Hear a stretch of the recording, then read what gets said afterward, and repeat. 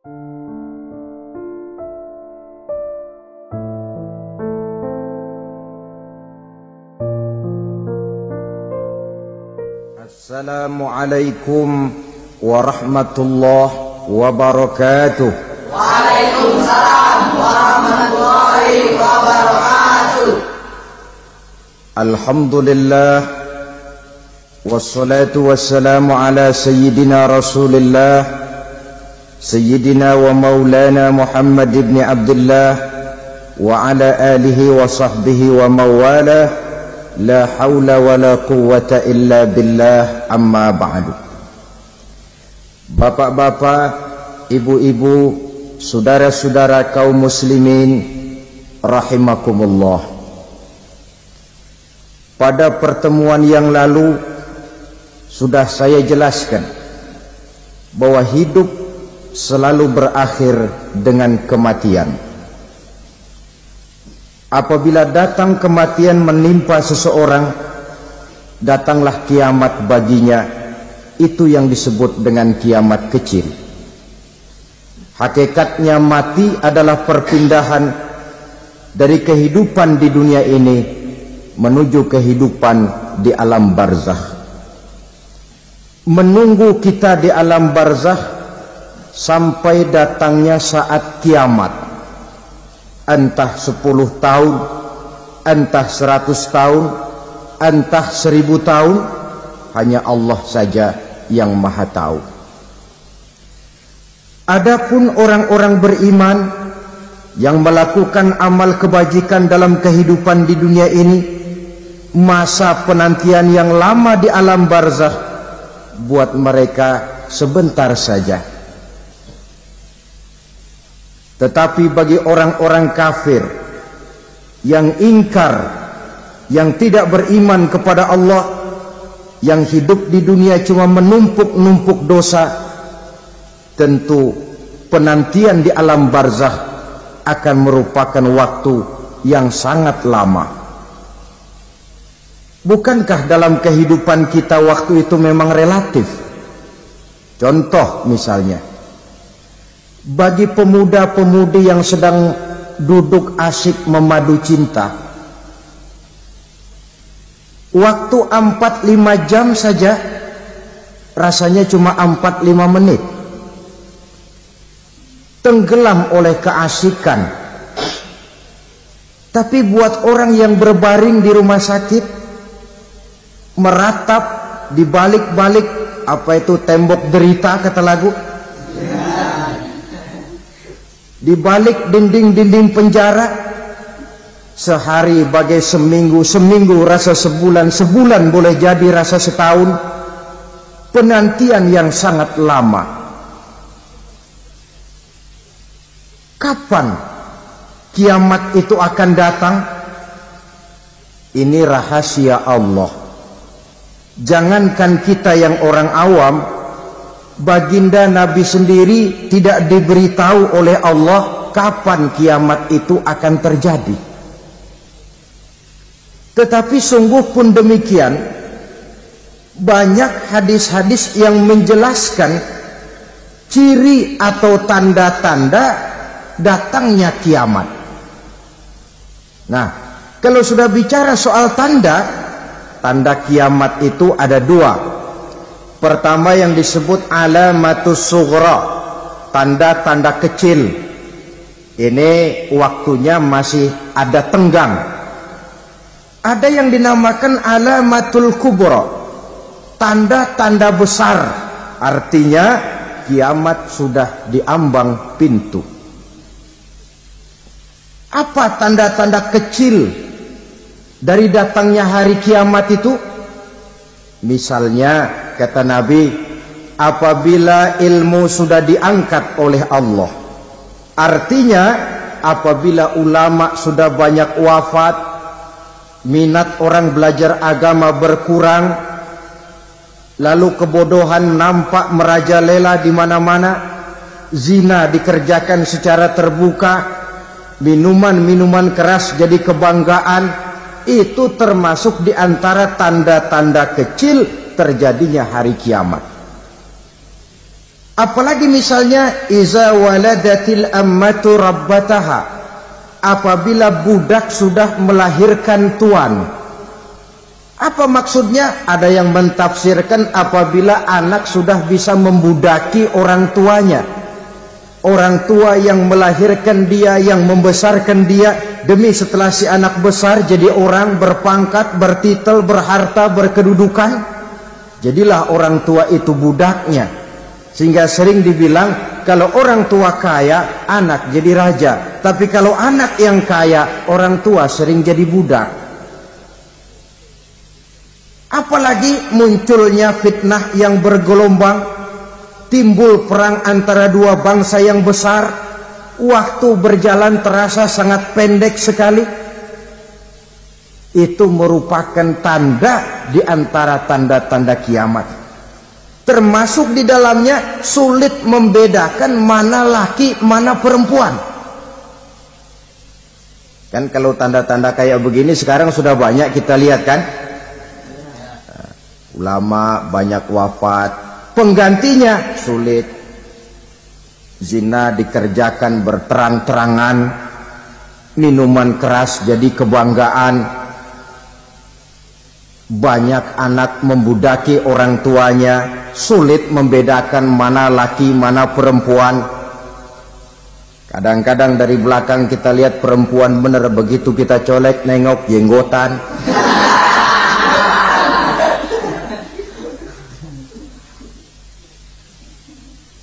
Ini termasuk tanda-tanda kecil, masih ada tenggang sampai akan terjadinya kiamat itu. Nah, yang dimaksud dengan tanda-tanda besar, ini tanda besar artinya kiamat sudah di ambang pintu. Pertama, matahari terbit dari sebelah barat. Apabila matahari sudah terbit dari arah sebelah barat, tertutuplah sudah pintu taubat. Bersabda Nabi kita, la taqumus sa'atu hatta tatlu'a syamsu min maghribiha. Tidak akan datang hari kiamat sampai matahari terbit dari arah sebelah barat. Fa iza tala'at, manakala matahari telah terbit dari arah sebelah barat, wa ra'ahan nasu, manusia banyak menyaksikan itu, amanu ajma'un, mereka pun lalu beriman. Yang tadinya kafir, yang tadinya ingkar, yang tadinya membangkang, setelah melihat matahari terbit dari sebelah barat, buru-buru beriman, berlomba-lomba mengucap dua kalimat syahadat. Tapi apa yang terjadi? Kata Nabi, wadzalika hina la yanfa'u nafsan imanuha lam takun amanat min qabl. Hari itu adalah hari yang iman sudah tidak berguna lagi bagi seseorang apabila sebelumnya memang dia tidak pernah beriman. Au kasabat fi imaniha khaira, atau beriman tetapi tidak pernah melakukan kebajikan di dalam keimanannya itu. Hari yang sudah kasib, hari yang sudah terlambat, beriman tidak akan ada gunanya lagi. Ini pelajaran buat kita. Sebelum sang surya terbit dari sebelah barat, sebelum nafas sampai di tenggorokan, artinya pintu taubat masih terbuka. Kalau dua hal itu sudah terwujud, nafas sudah sampai di kerongkongan atau matahari sudah terbit dari arah sebelah barat, tertutuplah sudah pintu taubat. Tak ada lagi gunanya pangkat, jabatan, harta, bahkan beriman pun dalam suasana macam itu too late, kata orang Kulon. Sudah terlambat. Matahari terbit dari arah sebelah barat, itu tanda besar, artinya kiamat sudah di ambang pintu. Lalu apalagi tanda besar? Munculnya Dajjal. Dajjal artinya pendusta-pendusta yang menyesatkan manusia. Ada dua macam Dajjal, saudara. Ada Dajjal kecil, ini Dajjal kelas teri. Kalau ini sejak zaman Rasulullah sudah ada itu. Tiap zaman ada. Di zaman Rasulullah misalnya ada yang bernama Aswad al-Unsi dari Yaman. Ada yang namanya Musailamah al-Kazzab dari Yamama. Ada yang namanya Ibnu Sayyad dari Madinah.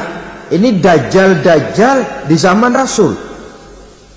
Musailamatul Kazzab memproklamirkan diri jadi nabi dia. Di zaman Rasul masih hidup. Ini dajjal zaman Nabi. Di zaman sahabat muncul dajjal-dajjal. Di zaman kita sekarang ini dajjal-dajjal pun gentayangan. Dajjal-dajjal kelas teri. Kerjanya mendustakan manusia, menyesatkan manusia, memalingkan manusia dari jalan yang benar dan diridhoi oleh Allah Subhanahu wa taala. Adapun yang merupakan tanda besar dari datangnya kiamat, dajjal-dajjal kelas kakap. Pembohong-pembohong besar yang menyesatkan masyarakat manusia berpaling dari jalan Allah mengikuti jalan mereka. Apa sih ciri dajjal itu? Kata Nabi dalam hadis Bukhari Muslim, "Innad dajjala", sesungguhnya yang namanya dajjal itu yakhruju, satu saat akan muncul mendekati hari kiamat. Wa inna ma'ahu ma'an, si dajjal ini membawa air, wanaran, dan juga membawa api. Dua simbol. Di tangan yang satu dia bawa air, di tangan yang satu dia bawa api. Wa ammal ladzi yarahu an-nasu ma'an fanarun, adapun yang orang banyak lihat air, hakikatnya adalah api. Yang dilihat api, hakikatnya adalah air. Oleh sebab itu, kalau api yang ditawarkan, ambillah air. Kalau air yang ditawarkan, pilihlah api. Maksudnya apa ini? Ini bahasa simbol, saudara-saudara. Dajjal bicaranya seolah-olah untuk kepentingan manusia. Menawarkan surga. Surga yang dia tawarkan hakikatnya neraka. Hai manusia, kalau kau mau bahagia, jangan dekat-dekat dengan agama. Sholat itu tidak efektif dan efisien, tidak produktif dari segi ekonomi itu. Menghadiri majelis taklim cuma buang-buang waktu. Tahajud, tasbih, tahlil, baca Quran, apa itu? Pekerjaan mubazir saja. Hidup ini cuma sekali, masa yang cuma sekali, manfaatkan dengan sebaik-baiknya. Mumpung, dibawanya sifat mumpung tetapi dalam pengertian yang sangat negatif.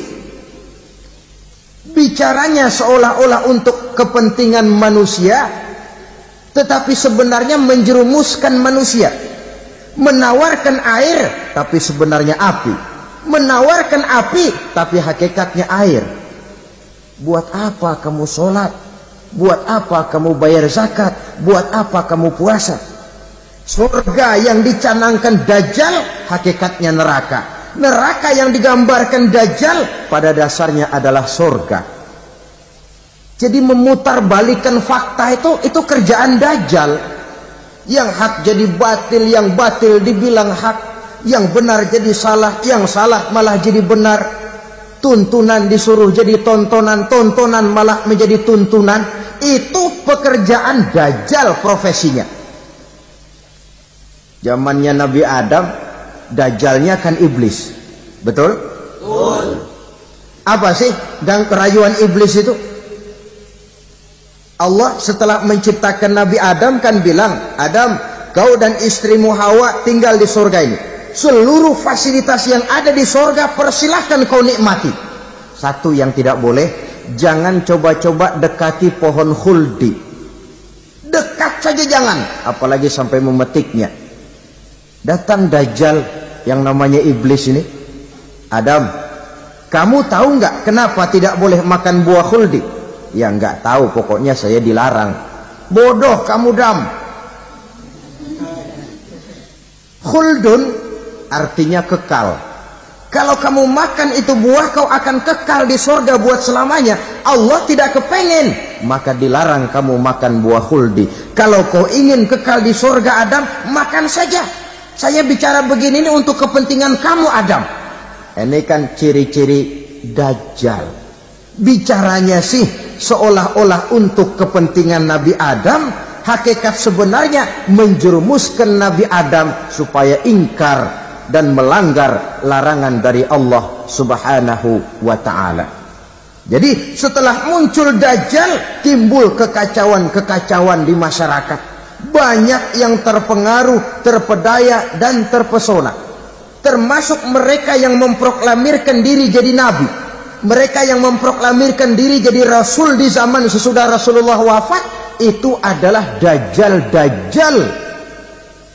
Maka saya ingatkan, kalau di zaman kita sekarang ini ada orang ngaku jadi nabi, ada orang ngaku jadi rasul, biar bahasa Arabnya kental, Quran hafal, hadis ribuan hadis hafal, biar pakai serban sampai menyengser ke tanah, bahasa Arabnya fasih, tapi dia mengaku jadi nabi, jadi rasul. Kita umat Islam wajib tidak percaya, wajib untuk tidak percaya. Itulah Dajjal-Dajjal zaman kita sekarang ini. Tidak mustahil mereka datang mempengaruhi orang-orang awam supaya berpaling dari Rasulullah, mengikuti mereka. Nah, di akhir zaman nanti, mendekati hari kiamat, Dajjal ini muncul, Dajjal kelas kakap, menyesatkan masyarakat manusia untuk berpaling dari Islam, mengikuti seruan mereka. Apalagi di antara datangnya kiamat itu, tanda yang besar itu, turunnya Nabiullah Isa Al-Masih, putra Maryam. Menurut berbagai hadis yang sahih, Nabi Isa Al-Masih nanti akan turun lagi. Tidak membawa risalah yang baru, tapi meluruskan risalah Islam ini yang telah banyak ditinggalkan oleh masyarakat. Bahkan ada hadis menjelaskan beliau akan membunuh Nabi, mematahkan kayu-kayu salib, lalu melaksanakan haji dan umrah mengikuti syariat Nabi Muhammad, bukan membawa agama baru. Menjadi semacam mujaddid, reformer, menyelamatkan manusia dari bisikan Dajjal. Bahkan ada riwayat yang menjelaskan bahwa Nabi Isa berhasil mengalahkan Dajjal, mengembalikan masyarakat manusia kembali kepada ajaran Islam yang datang dari Allah, dibawa oleh Rasulullah Sallallahu Alaihi Wasallam. Dengan kata lain, turunnya Nabi Isa bukan sebagai Nabi dan Rasul baru, tetapi mengikuti syariat Nabi kita Muhammad Sallallahu Alaihi Wasallam. Saudara hadirin, ibu-ibu hadirat yang saya hormati, kemudian apalagi di antara tanda-tanda besar akan datangnya kiamat itu? Keluarnya asap atau awan. Kata Nabi, inna min asrati sa'ah dukhanan yamla'u ma bainal masyriqi wal maghrib. Di antara tanda-tanda kiamat, munculnya awan atau asap yang memenuhi antara langit dan bumi. Ini pun diperkuat dalam surah Ad-Dukhan ayat 10. Fartaqib yauma ta'tis sama' bidukhanin mubin fayughshan nas hadza azabun alim. Bagi orang-orang yang beriman, mereka biasa-biasa saja. Tapi bagi orang kufur, datangnya asap dan awan ini merupakan azab yang kelewat pedih. Barangkali sedikit mendekati gambaran tentang azab yang pedih ini, saya ingatkan alam pikiran kita kepada peristiwa yang belum lama terjadi. Pernah dengar berita bocornya reaktor nuklir di Chernobyl, Uni Soviet? Pernah dengar? Nah. Bocornya reaktor nuklir di Chernobyl yang mengakibatkan ratusan bahkan sangat mungkin ribuan nyawa. Cuma satu reaktor. Bagaimana kalau seluruh cadangan nuklir yang dimiliki oleh para negara adik kuasa ini diledakkan?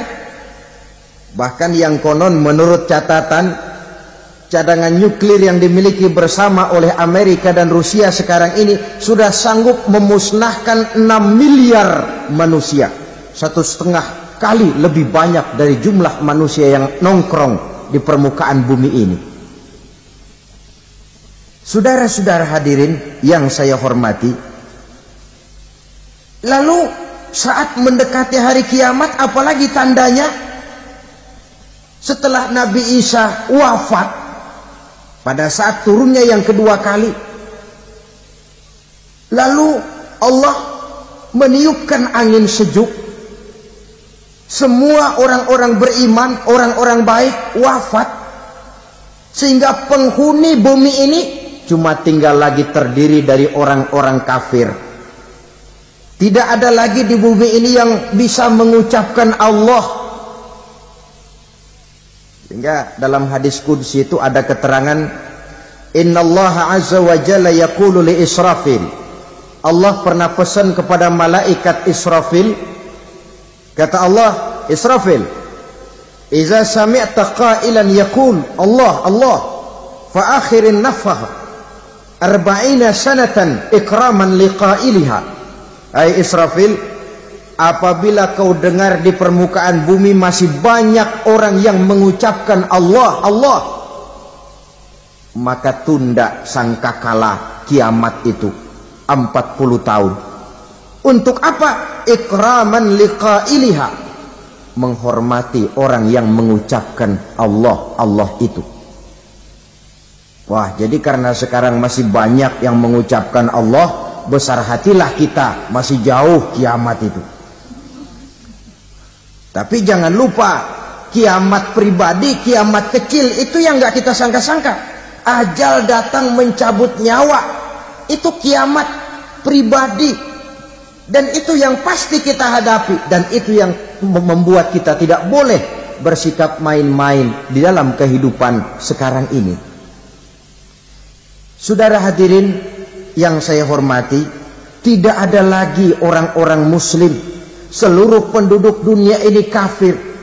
Lalu terciptalah struktur sosial yang berlandaskan prinsip hidup semau gue. Bakal terjadilah prinsip di mana yang kaya menyantap yang miskin, yang kuat menindas yang lemah. Hidup sudah bagaikan di rimba belantara, berlaku hukum rimba, siapa yang kuat dia yang menang, siapa yang lemah menjadi mangsa. Timbul kekacauan, maksiat merajalela, munkarat menjadi-jadi, sehingga isi bumi ini penuh dengan segala macam perbuatan dosa. Tidak ada perlunya lagi alam diperpanjang temponya.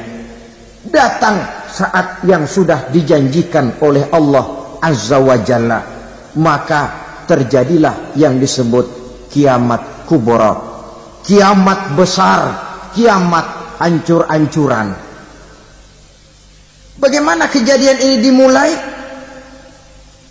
Dalam surah Az-Zumar ayat 68, Allah Subhanahu wa taala berfirman, wa nufikha fis-suri fasa'iqa man fis samawati wa man fil ardi illa man sya'allahu. Maka manakala ditiuplah sangkakala, terkejutlah seluruh yang ada di langit dan seluruh yang ada di bumi. Bila saat kiamat datang, Allah perintah malaikat Israfil, Israfil, tiup sangkakalamu. Ditiuplah sangkakala oleh malaikat Israfil. Yang akibat daripada tiupan itu, seluruh yang ada di langit, seluruh yang ada di permukaan bumi terkejut. Yang ada di langit siapa? Malaikat kan. Bayangin aja kalau malaikat kaget, apalagi kita. Terkejut seluruh makhluk yang ada di bumi, yang ada di langit mendengar suara sangkakala itu. bunyinya tidak sanggup kita bayangkan dahsyatnya. Ledakan nuklir, ledakan neutron, belum apa-apa ketimbang bunyi sangkakala malaikat Israfil ini. Nah, lalu mendengar bunyi sangkakala ini, gemparlah makhluk, kacaulah alam. Bumi gempa, planet-planet bertabrakan, gunung meletus, air laut tumpah ke darat, angin topan bertiup, halilintar menyambar, lalu semua yang bernama hidup mati total. Mati bareng tanpa persiapan. La haula wala quwata illa billah. Saya kadang-kadang dalam tafakur bermohon, ya Allah, mudah-mudahan saya enggak nemuin kiamat beneran. Ngeri. Tidak bisa kita bayangkan macam apa suasana seperti itu. Allah saja banyak memberikan gambaran, misalnya Al-Qari'ah, wa mal qari'ah, wa ma adraka mal qari'ah. Kejadian yang menggemparkan. Tahukah kamu apa kejadian yang menggemparkan itu? Yauma yakunun nasu kal farasil mabsus wa takunul jibalu kal ihnil manfus. Pada saat itu manusia berterbangan bagai kupu-kupu. Gunung berterbangan seperti kapas ditiup angin. Gunung saja macam kapas, konon lagi manusia. Kematian total, mulai semut sampai gajah mati, jin mati, iblis mati, malaikat mati. Malaikat saja mati. Saudara hadirin yang saya hormati, kematian total yang tanpa persiapan. Orang bilang, Pak, kalau mati bareng begitu yang repot malaikat maut dong ya. Cabut sana, cabut sini. Itu kalau menurut logika kita, mestinya begitu menurut logika. Tapi logika juga yang bilang nggak perlu serepot itu. Sebab untuk mematikan listrik di wilayah DKI, di wilayah Jakarta, nggak perlu tiap rumah didatengin matiin ya lama. Cukup dari kantor pusatnya saja PLN tekan satu tombol, gelaplah seluruh Jakarta. Saudara hadirin yang saya hormati, kematian total. Lalu setelah kematian total, planet-planet juga mati, dalam arti tidak bergerak dan beredar. Angin mati, dalam arti tidak bertiup. Air mati, dalam arti tidak ada riak gelombang. Pokoknya semua mati. Kullu nafsin za'iqatul maut, semua yang bernafas mati. Dalam ayat lain, kullu man 'alaiha fan, semua yang ada di permukaan bumi fana. Yang kekal cuma Allah Subhanahu wa ta'ala. Yang paling belakang mati malaikat maut dan malaikat Israfil. Tapi mati juga sesuai dengan janji Allah. Menurut hadis Bukhari Muslim dari Abi Hurairah, masa tenggang waktu antara kematian total pada tiupan sangkakala pertama dengan proses kebangkitan pada tiupan sangkakala kedua 40 lamanya. Tidak dijelaskan oleh Abi Hurairah 40 jam, apa 40 hari, apa 40 tahun. Hadis-hadis cuma menyebutkan 40 saja. Sunyi alam, yang tinggal cuma Allah saja lagi. Ketika itu Allah berseru-seru, katanya, limanil mulkul yauma. Siapa para penguasa hari ini? Mana itu raja-raja dan penguasa yang dulu mengaku jadi Tuhan? Fir'aun. Mana Fir'aun sekarang?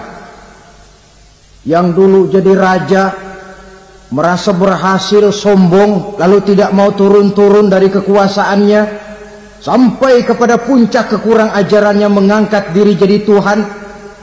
Mana itu Fir'aun? Namrus, mana sekarang Namrus? La ilaha illa ana. Ternyata tidak ada Tuhan lain selain daripada aku, kata Allah. Proses kemudian, saudara-saudara, turunlah hujan dari langit. 40 lamanya hujan itu. Tidak jelas juga 40 jam apa 40 hari. Setelah air turun membasahi, datanglah tiupan sangkakala yang kedua. Semua yang bernama mati bangkit dari kuburnya masing-masing. Ini yang disebut Yaumul Ba'thi, hari kebangkitan. Allahu Akbar. Pada saat kita bangkit dari kubur kita masing-masing, kumpul di padang mahsyar namanya. Bayangin aja, saya sendiri nggak sanggup bayangin. Manusia sejak zaman Adam sampai zaman kiamat kumpul bareng di tempat sama.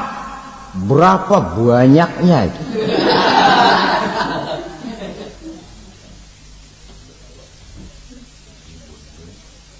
Dan yang luar biasa menurut satu riwayat, pada saat bangkit itu, Masya Allah, roman muka kita berubah,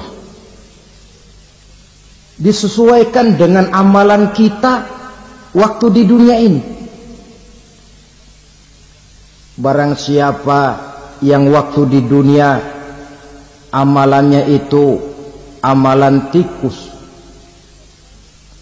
di akhirat nanti dia bangkit dari kubur, mukanya seperti muka tikus. Gagah betul badannya, tapi mukanya seperti tikus. Kenapa? Amalannya waktu di dunia seperti amalan tikus. Apa amalan tikus itu? Suka ngegeragoti barang yang sudah disimpan rapi-rapi. Orang sudah simpan uang rapi-rapi, simpan perhiasan rapi-rapi, digeragoti oleh tikus. Maling-maling, pencoleng-pencoleng, koruptor-koruptor, itu nanti di akhirat nanti kita lihat mukanya seperti muka tikus. Oh, ini waktu di dunia suka nyolong, mukanya seperti muka tikus.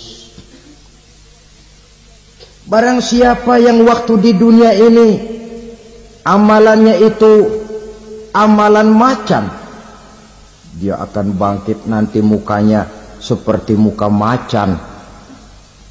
Apa amalan macan? Macan itu amalannya menang-menangan. Orang yang mau menang saja nggak mau mengalah. Coba lihat di hutan. Kenal hutan nggak? Di hutan, raja hutan di mana-mana pasti macan. Betul kan? Betul. Padahal hutan belum pernah bikin pemilihan umum. Tapi macan tidak peduli ada pemilihan umum apa tidak, pokok saya raja. Sebab apa? Macan jadi raja itu bukan karena benar, tapi karena kuat jadi raja. Setelah dia jadi raja, rakyat hutan yang mesti dilindungi malah dimakan oleh raja macan. Kambing rakyat hutan dimakan oleh macan. Ayam rakyat hutan dimakan oleh macan. Itu nanti kita lihat di akhirat itu mukanya seperti muka macan, gagah betul. Lalu barang siapa yang di dunia ini amalannya itu seperti amalan anjing, nanti dia punya muka seperti muka anjing. Apa amalan anjing? Pertama, anjing itu kalau disuruh jaga rumah, dia tidak bisa membedakan mana maling, mana tamu. Biar yang datang maling, kalau bawa tulang, anjing kalem. Yang kedua, anjing itu akan setia kepada siapa saja yang memberinya roti. Siapa yang memberinya roti, itulah majikannya. Apa kata majikannya, pasti dia laksanakan. Soal benar atau salah, dia tidak peduli. Setelah anjing dapat roti, dia tidak punya pilihan lain kecuali bilang, abdi mah kumaha juragan wae ayeuna mah.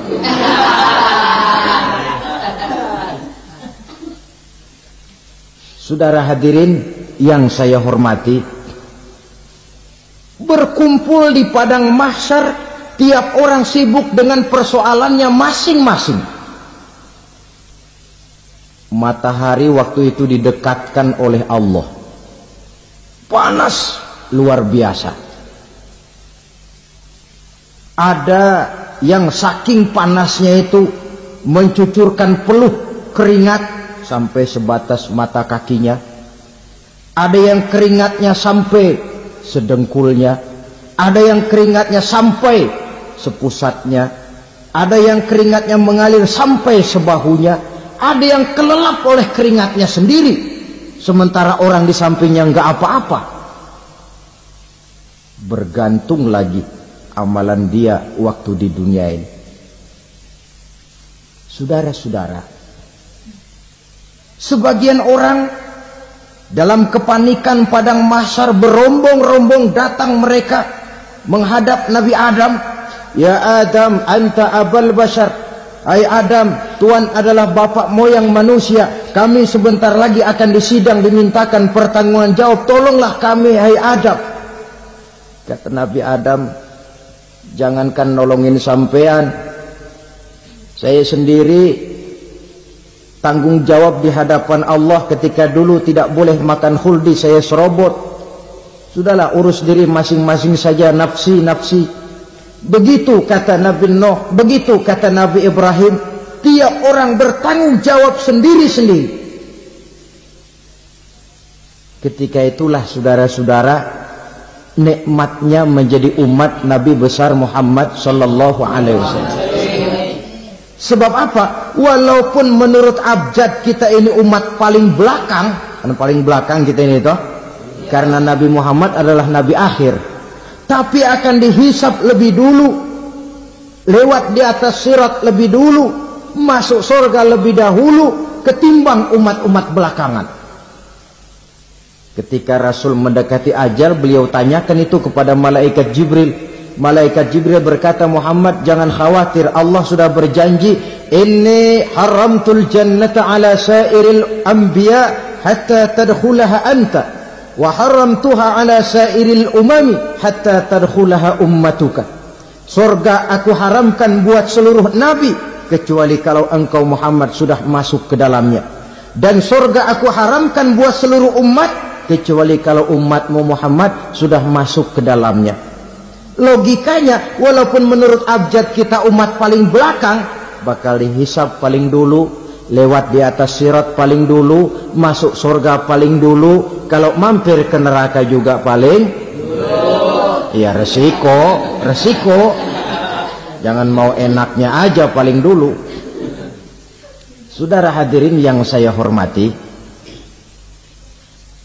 setelah masa kebangkitan itu jangan dikira begitu bangkit langsung diperiksa, masih menunggu menanti ribuan tahun perhitungan padang mahsyar untuk sampai kepada proses yang disebut yaumul hisab, hari perhitungan. Seorang demi seorang bakal dipanggil.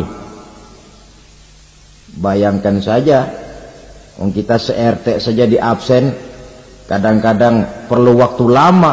Ini manusia sejak zaman Nabi Adam sampai datang hari kiamat, satu demi satu disidang di hadapan Qadhi Rabbul Jalil. Status sosial copot sudah waktu itu. Yang pernah jadi hartawan di situ tidak lagi kelihatan kehartawanannya. Yang pernah jadi jenderal tidak lagi dipanggil jenderalnya. Yang ustadz tidak lagi dipanggil al-mukarramnya. Seluruh status sosial selesai. Dipanggillah kita seorang demi seorang menghadap Qadhi Rabbul Jalil. Bagaimana proses penghisaban itu? Pertama, proses tanya jawab. Di antaranya ada hadis menyatakan, lan tazula qadama 'abdin yaumal qiyamah hatta yus'ala an arba'i khisalin. Besok di hari kiamat tidak akan bergeser telapak kaki seorang hamba sampai dia ditanya lebih dulu tentang 4 persoalan. Tentang ilmunya. Kemana ilmu itu diamalkan? Tentang umurnya. Di mana umur itu dihabiskan? Tentang masa mudanya. Kemana masa muda itu dipakai? Tentang hartanya. Dari mana harta itu didapat dan kemana harta itu dibelanjakan. Ini termasuk proses tanya jawab. Jadi kalau istilah pengadilan dunia, nama Fulan bin Fulan. Kamu waktu di dunia diberikan umur panjang untuk apa? Pernah mengalami masa muda, kemana kau habiskan masa remajamu? Kau diamanahkan ilmu, dengan apa ilmumu kau amalkan? Kau diberikan harta, dari mana harta kau dapat, kemana kau belanjakan? Tak seorang pun yang bisa mungkir. Sebab apa? Dikala itu yang menjadi saksi bukan orang. Yang menjadi saksi adalah seluruh anggota badan kita.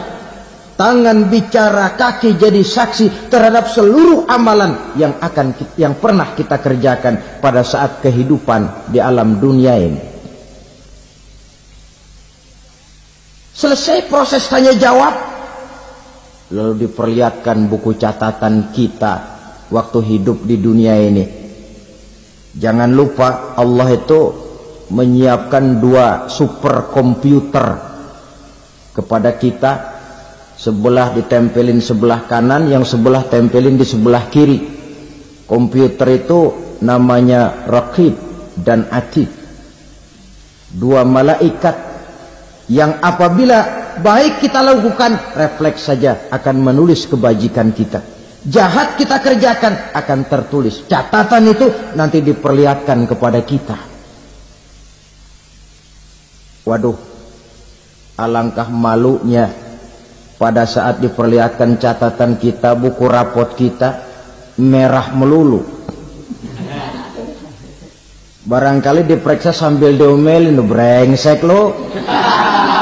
Buku merah melulu begini, bagaimana waktu hidup di dunia? Tidak cukup diperlihatkan buku catatan kehidupan, rekaman kehidupan. Rekaman kehidupan kita secara utuh sejak terlahir sampai ajal datang merenggut nyawa. Barangkali mirip dengan video sekarang ini, di mana terekam dengan baik seluruh kegiatan kita sejak yang sekecil-kecilnya sampai kepada yang sebesar-besarnya. Untuk kemudian kita pun menerima balasan. In khairan fa khairun wa in syarran fa syarrun. Kalau baik ya baik balasannya, kalau jahat ya jahat juga balasannya. Catatan-catatan kita diberikan. Kalau banyak kebajikannya diberikan di tangan kanan dengan cara yang halus. Kalau banyak kejahatannya diberikan dari sebelah kiri atau dilempar dari belakang. Itulah sebabnya sejak di dunia ini kita sudah mohon kepada Allah. Ketika berwudu membasuh tangan kanan, apa kita bilang? Allahumma a'tini kitabi biyamini wa hasibni hisaban yasira. Ya Allah, berikan saya kitab di tangan kanan, dan kalau saya memang perlu dihisap, hisaplah saya yang seringan-ringannya. Tangan kiri berlindung kita kepada Allah, jangan sampai diberikan kitab di tangan kiri atau dari arah sebelah belakang. Wa a'udzubika an tu'tiya kitabi bishimali aw min wara'i zuhri, dari arah sebelah belakang. Na'udzubillah min dzalik. Setelah selesai lewat proses penghisaban, lewat mizan, timbangan, maka yang sudah selesai dihisab itu bergeraklah menuju sirat, jembatan yang terbentang menuju surga melalui neraka. Saudara-saudara, panjangnya perjalanan sirat itu memakan waktu ratusan tahun. Tetapi orang yang lewat di atas sirat pun macam-macam, bergantung amalannya ketika di dunia ini. Ada yang lewat di atas sirat itu kal barqil khatib, seperti kilat yang menyambar, lep, sudah sampai dia di surga. Cepat bukan main. Ada yang lewat di atas sirat itu seperti orang lari-lari. Ada yang lewat di atas sirat itu seperti orang jalan biasa. Ada yang sambil merangkak, ada yang sambil ngesor, ada yang sambil gelayutan, ada yang selamat sampai ke ujung ke surga, ada yang tergelincir jatuh masuk ke dalam neraka, bergantung amalannya dalam kehidupan di dunia sekarang ini. Tiap kita akan melewati yang namanya sirat ini. Saudara-saudara kaum muslimin yang saya hormati, dengan demikian mereka yang selamat melalui sirat sampai ke terminal akhir surga, mereka yang ketika dihisab ternyata banyak kejahatannya daripada kebaikannya, mereka singgah di dalam neraka.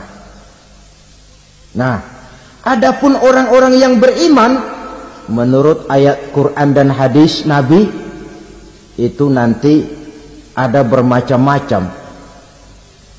Ada orang beriman itu yang dimasukkan surga.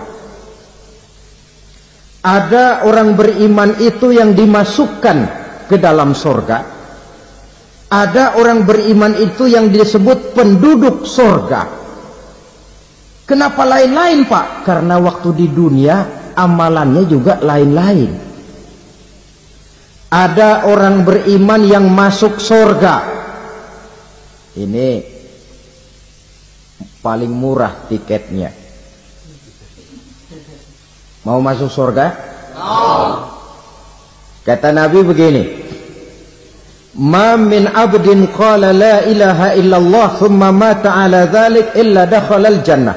Kalau seorang hamba sudah mengucap dua kalimat syahadat, dia yakin dengan kebenaran kalimat itu sampai matinya, orang itu akan masuk surga. Abi Dzar yang waktu itu diajak bicara heran, ya Rasul kok gampang betul? Iya. Walaupun orang itu mencuri, iya. Walaupun orang itu berzina, iya. Biar dia mencuri, biar dia berzina, kalau dia sudah mengucap dua kalimat syahadat, dia yakin dengan kebenaran kalimat itu sampai matinya, itu orang akan masuk surga. Jadi masuk surga cukup dua kalimat syahadat, yakin sampai mati, masuk surga. Itu perkara masuk. Tapi kalau pertanyaannya diterusin, masuknya kapan, Pak? Nah, ini lain lagi urusannya. Sebab ada yang masuknya itu langsung, ada yang mampir dulu. Di sana tempat cuma dua, kalau tidak surga, neraka. Mau ke surga, tapi mampir dulu. Yang mampirnya jelas di neraka.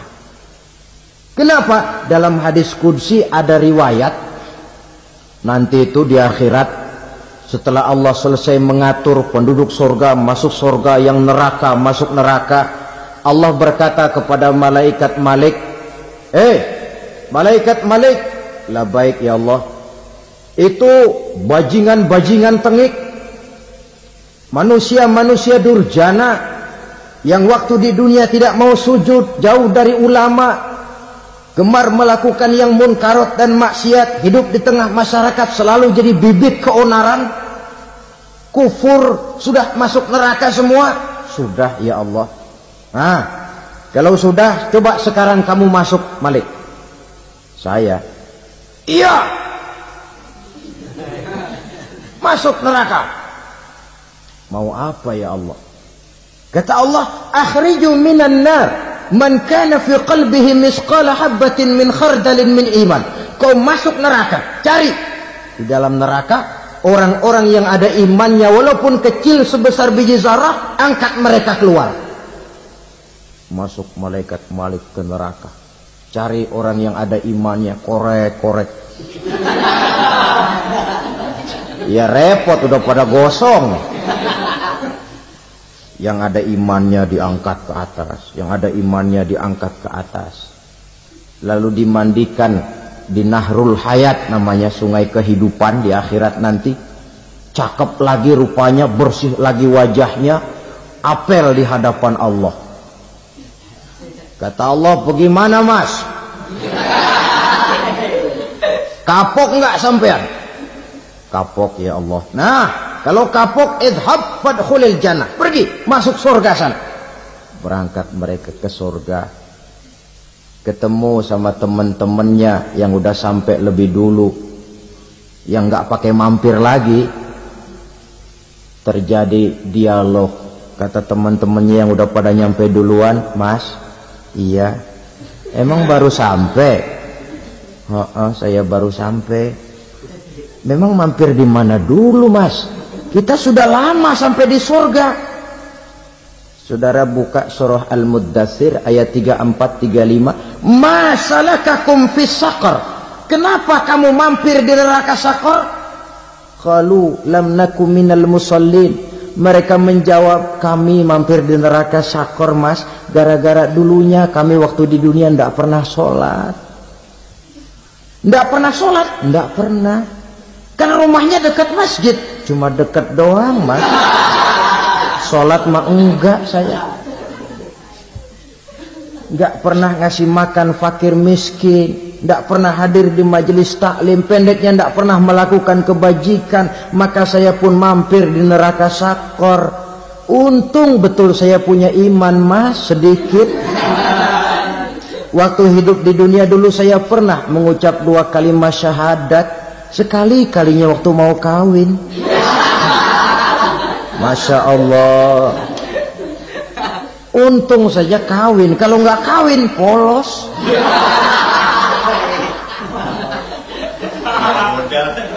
Itu juga pengulu sudah setengah mati ngajarin. Asyhadu alla, asyaduaan, asyaduaan.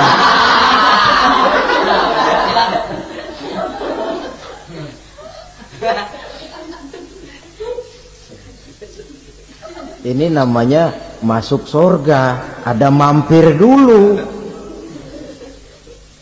Ada pula orang mukmin itu yang dimasukkan surga. Namanya dimasukkan kan terima beres.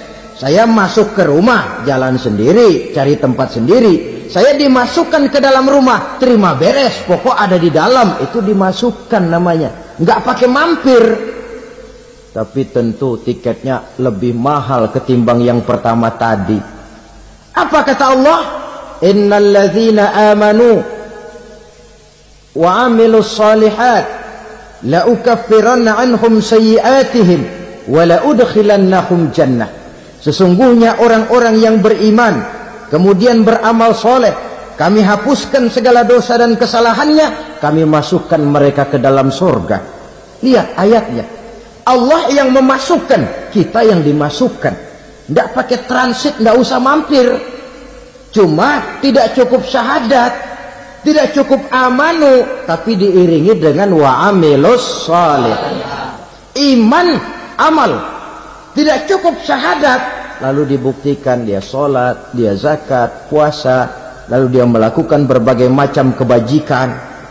Ini yang menyebabkan dia tidak pakai mampir di tempat yang bernama Saqar. Lalu ada pula orang mukmin itu yang disebut penduduk surga. Wah, ini sudah VIP ini. Ashabul jannah, penduduk surga. Siapa mereka? Kata Allah, innal ladzina amanu summa istaqamu fala khaufun 'alaihim wa la hum yahzanun ulaika ashabul jannah hum fiha khalidun.